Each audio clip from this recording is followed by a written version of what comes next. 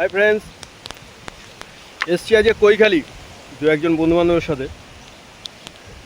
তো একটু বসেছিলাম, তো হঠাৎ এত বৃষ্টি চলে এলো এখানে। তো বৃষ্টিতে নাজেহাল, দেখতেই পাচ্ছ কৈখালি জঙ্গল। আর জাস্ট এই জঙ্গলটার ওপারেই নদীর ভিডিওটা আমি তোমাদেরকে পরে ওদিকে গিয়ে দেখাবো।